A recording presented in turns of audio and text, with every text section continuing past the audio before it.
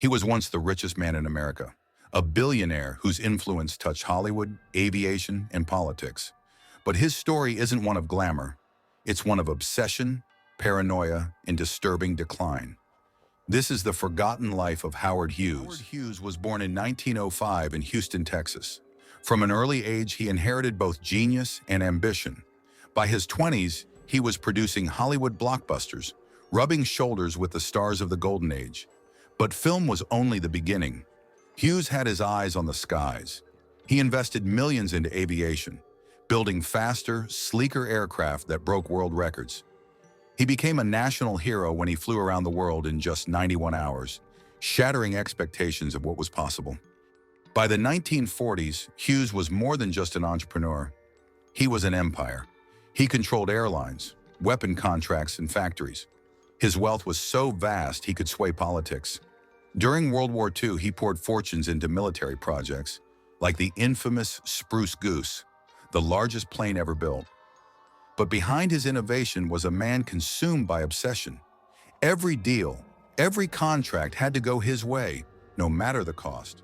As his empire grew, Hughes' behavior became more erratic. He became obsessed with germs, refusing to shake hands and demanding his staff wrap everything he touched in tissues. He locked himself inside dark hotel rooms for months, surviving only on chocolate and milk. His fingernails grew long, his hair tangled, and his body wasted away. Employees whispered that he had lost his mind. Billionaire or not, he was a prisoner of his paranoia. By the 1950s and 60s, Hughes disappeared from public life. He retreated into darkened hotel suites in Las Vegas, the Bahamas, and Nicaragua. He rarely cut his hair or nails, surviving on a diet of chocolate, milk, and prescription drugs.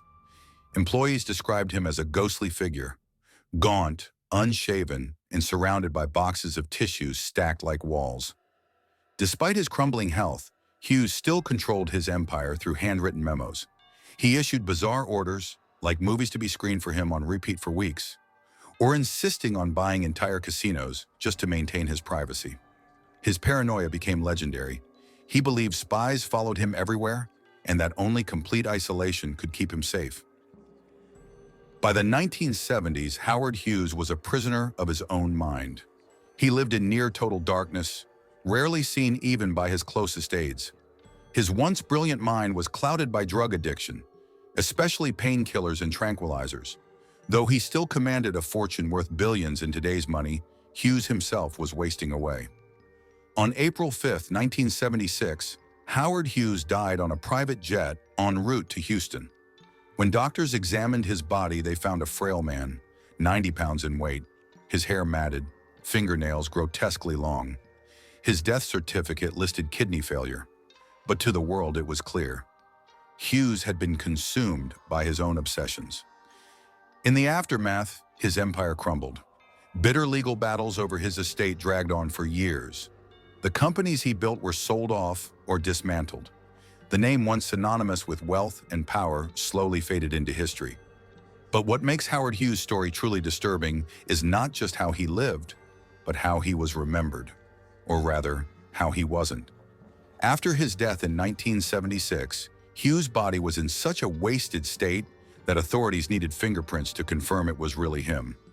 A man who had once filled newspapers with his daring flights and glamorous romances was now reduced to a skeleton on a stretcher. The richest man in America had died with no family by his side, no public farewell, and no empire left intact. His death triggered one of the largest estate battles in history. With no confirmed will, hundreds of people came forward claiming to be heirs. Some even forged documents, hoping to grab a piece of the Hughes fortune.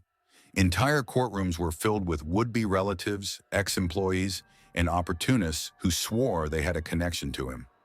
It took decades of lawsuits to finally divide what was left of his empire, much of it eaten away by lawyers, corporations, and the government. But the mystery of Howard Hughes did not die in those courtrooms. To this day, there are conspiracy theories that Hughes never truly died in 1976. Some believe he faked his death, escaping into an even deeper isolation where no one could find him. Others claim that secret medical experiments he funded kept him alive longer than official records suggest. Even the FBI files on Hughes remain heavily redacted, fueling speculation that the billionaire's dealings with governments and covert agencies went far deeper than the public ever knew. And then there's the question of his money. Vast portions of his wealth were never properly traced. Billions vanished into offshore accounts, dummy corporations, and hidden trusts. Some historians suggest that there are still Hughes-controlled assets moving through the financial system today, disguised under new names. Could part of his fortune still be controlling industries in the shadows? Or was it all swallowed by corruption after his death? We may never know. What we do know is this: Howard Hughes's life is one of the greatest cautionary tales in modern history. He had everything people dream of: money, power, fame, influence. Yet he spent his final years in darkness, haunted by fears only he could see. His empire could conquer Hollywood and aviation, but it couldn't conquer his mind. The disturbing life of Howard Hughes reminds us that wealth without peace becomes a prison, that genius without balance turns into madness, and that even the most powerful names in history can fade into whispers, their legacies buried beneath the shadows of their own making. In the end, Howard Hughes was not remembered for his billion-dollar fortune, his world records, or his legendary innovations. He was remembered for the tissues, the paranoia, the fear, and perhaps that is the greatest tragedy of all, that the man who once flew higher than anyone else fell further than we can possibly imagine. Here's where it gets even darker. Even after Howard Hughes's death, his shadow didn't fade away. Strange reports kept surfacing. In the years that followed, there were sightings of a man who looked exactly like Hughes, wandering through casinos in Nevada or slipping in and out of luxury hotels under fake names. Some swore he was still alive, using his secret network of shell companies to move around the world without detection. And then there's the money. Billions of dollars were unaccounted for. Money that simply disappeared. Some investigators believe Hughes funneled his fortune into hidden projects, possibly tied to the CIA, military contracts, or experimental medicine. To this day, nobody knows exactly where all of his wealth went. It's as if huge chunks of his empire just dissolved into thin air. Even creepier, there were whispers that Hughes had been funding secret research into life extension. A billionaire obsessed with cheating death. Was he experimenting on himself?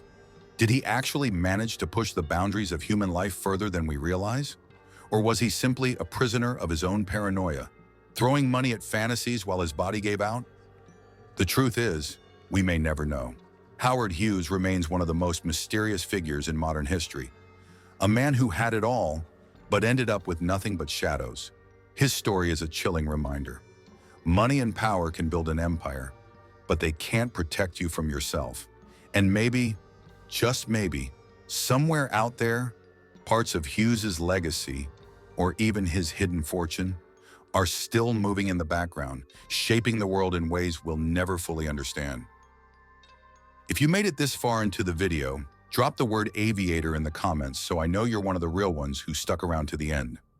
Don't forget to like, share, and subscribe for more disturbing history stories just like this one. Who knows? The next video might just uncover a secret even bigger than Howard Hughes himself.